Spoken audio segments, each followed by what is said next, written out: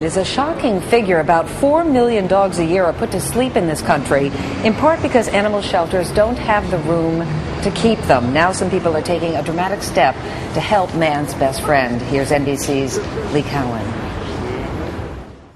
Those puppy dog eyes and their power of persuasion. Even if you're not a dog person, those big chocolate browns can usually melt the hardest of hearts. And they are harder than ever to resist on this website, DogsInDanger.com, because they all have an expiration date. There's Alfie, due to be euthanized next Tuesday. That's the same day Jake will be put down too. Little Pinky here has a little longer, but will likely be gone by Halloween.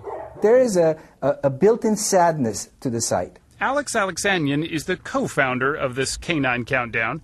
He spent $500,000 of his own money to set up the site, figuring the approach would be so shocking people would have to react. As we shine this spotlight on this issue, that Americans will come forward and say, there has to be a better way. The numbers are pretty hard to come by, but about a quarter of all the dogs, like Nora here, who end up coming to a shelter, never do get adopted.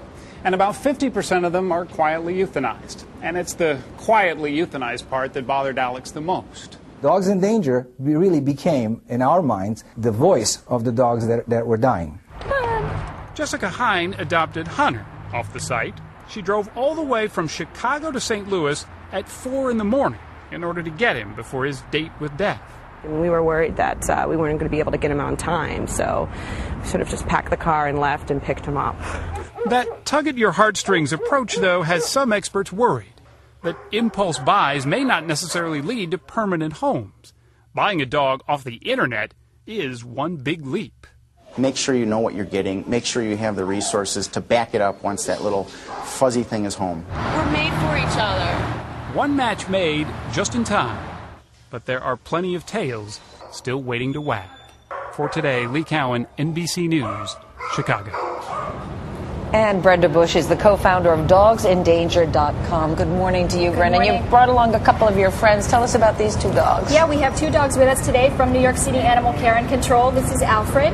He's a 3-year-old Cairn Terrier mix. And this is Findy. She's a 3-month-old Staffordshire Terrier, and they're both available for adoption at the CNCC. Now, do these dogs have a clock ticking with them as well? Actually, the shelters control the information that's on our site. I'm not sure whether they've put these particular dogs on. They have so many dogs. But you can visit our site to see dogs that they have listed and these dogs as well. I can understand the idea behind the site of wanting to alert people to just how many dogs are out there. Right. 4 million a year that are euthanized. But it's highly emotional. Do you worry that people out of impulse then will go and get a dog for emotional reasons and then after a week or two say, I can't really handle this? Well, you know, we hope that the shelters are doing their job and screening those people out. We don't want people to get on impulse if they're not prepared. But if the shelters are doing their job, they'll screen those people out. Some people call it guilt. We call it compassion. And we believe that there are a lot of good, loving homes out there for the dogs. I'm sure there are a lot of loving homes and a lot of little kids who would love to have a dog. And this site might not be appropriate. Yeah. You know, we've presented this painful topic as tastefully as we can, but it's not for kids, and parents should really use their judgment whether or not a child should visit the site. And do you feel that it's already making an impact? Have you seen it? Absolutely. Yeah, absolutely. We've had shelters all across the country. I think he wants to go home with you. I love it, but I think Nat's already claimed it. I'm sorry, go ahead. Oh, I don't care. Doesn't matter.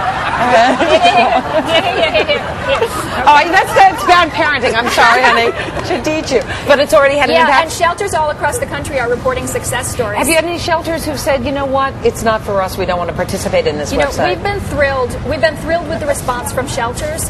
And we've got 150 shelters across the country participating. Unfortunately, a couple of large kill shelters across the country have been non-committal to this point. One shelter in particular, PACA in Philadelphia, has refused to participate. They claim that it's too cumbersome for them and that it doesn't really fit their model.